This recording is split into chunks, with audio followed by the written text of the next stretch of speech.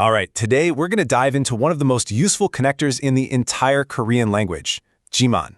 This little guy is the key to sounding more natural, a lot more nuanced, and maybe most importantly, really polite.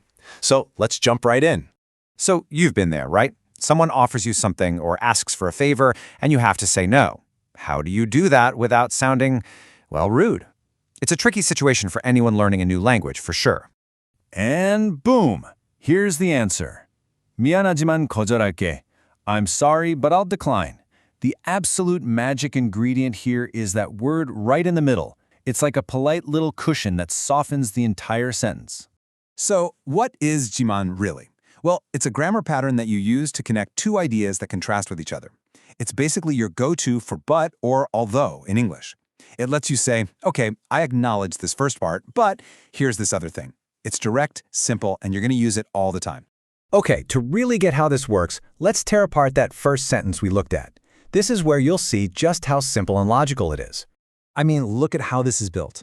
It just makes sense. You start with 미안하다, which is the stem for to be sorry. Then you pop in our connector, 지만, which means but, and you finish with the opposite idea, 거절할게, I will refuse. The sentence literally walks you through the logic. I am sorry, but I will refuse. So clean. You want to know the best part about jiman? It is incredibly easy to use. Let's check out the one super simple rule you need to know to start making your own sentences right now. That's it. No, seriously, that's the whole rule.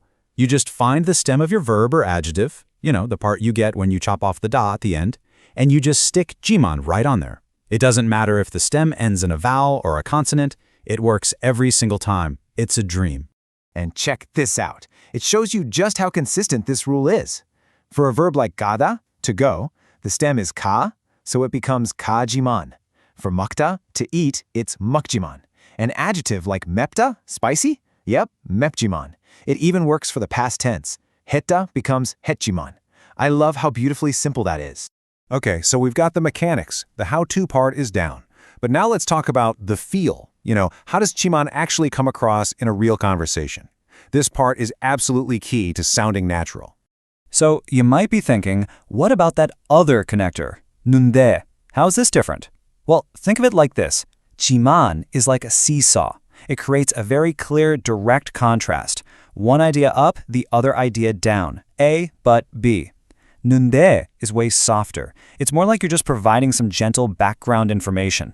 When you want that strong, clear contrast, and of course, this is huge in Korean. Politeness is everything.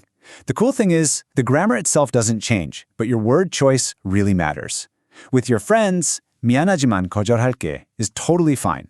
But if you're in a more formal setting, talking to a coworker or an elder, you're going to want to level up to 죄송하지만 거절할게요. We just swapped out 미안하다 for the more formal 죄송하다. Easy. Okay, theory's over. You've seen the rules, you've heard the examples, now it's time to put it into action. Your turn to shine.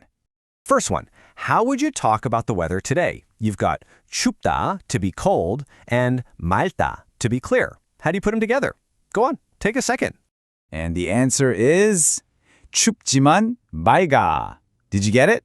See, you just take the stem of 춥다, which is 춥, and add 지만. Perfect. All right, round 2, let's go. How would you describe something that's really challenging, but you're enjoying it?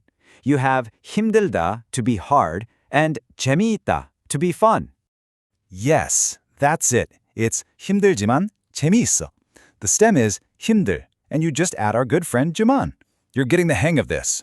You have officially added a super powerful tool to your Korean toolkit. So my question for you is, what two contrasting things will you connect today using jiman? Think about your day, how you're feeling, what you see around you. Now you have the words for it.